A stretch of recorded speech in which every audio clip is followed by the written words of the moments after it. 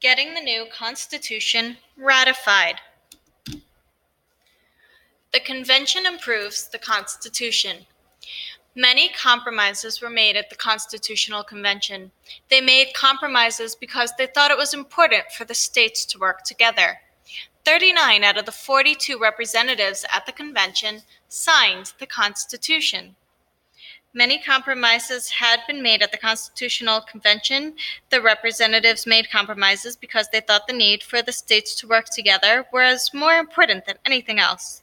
39 of the 42 representatives at the convention signed the Constitution.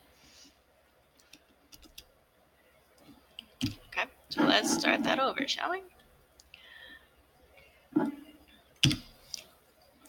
Getting the new Constitution ratified.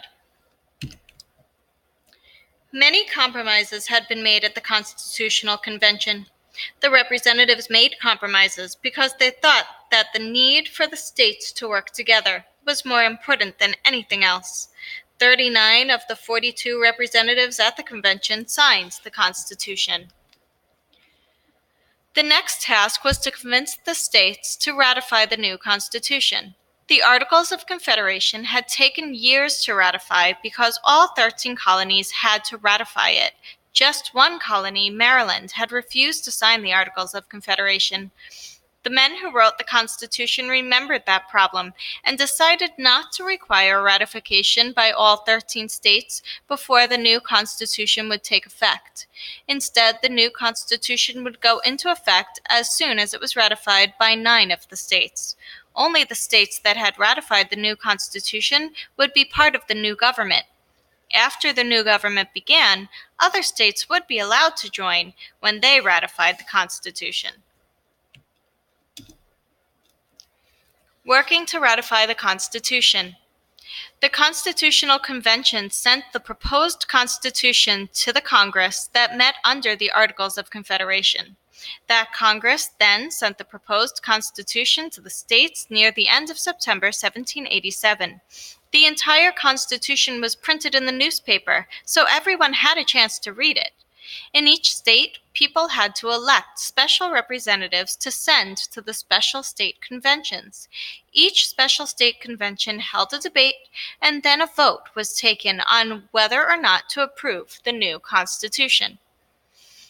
You read earlier about how wealthy business people wanted a new, stronger federal government. Wealthy business people had been hurt by the economic problems the country had after the Revolutionary War.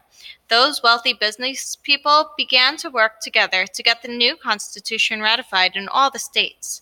Wealthy business people who were in favor of the new Constitution of the federal government were joined by others who also saw the need for a strong federal government. Together, all the people in favor of a strong federal government were called Federalists. Leaders of the group supporting the Constitution included Alexander Hamilton and John Jay. Many Americans were opposed to the Constitution. There were still many American people opposed to the new Constitution, and they came to be known as the Anti-Federalists. Leaders of the group opposed to the Constitution, including Patrick Henry and John Hancock. Many people still wanted the kind of weak central government they had in the Articles of Confederation. They feared that the new Constitution gave too much power to the federal government. Still, others were worried that the Constitution had not guaranteed the rights of individuals as many of the states had done. The first goal of the group supporting the Constitution to get the new Constitution written had been met, but they faced the difficult challenge of getting the new Constitution ratified by at least 9 of the states. The 4 factors that determine group success also help explain how the Constitution actually came to be ratified. Those 4 factors explain why the people in favor of the Constitution succeeded in getting the Constitution ratified, despite the widespread opposition. This figure 717, shows the 4 factors as they relate to getting the Constitution ratified. I'll read through. 4 factors determine group success. Let's start with capability. People supporting the Constitution got a head start in getting organized.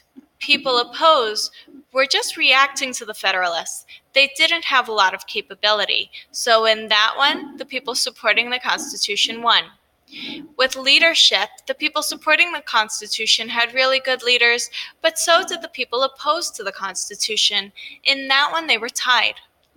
For resources, the people supporting the Constitution were the wealthy businessmen.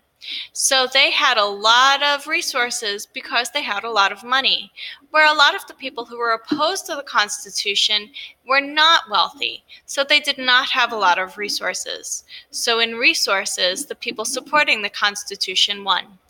For motivation, there was a high motivation for the wealthy businessmen because they had an economic problem and the Constitution could help them.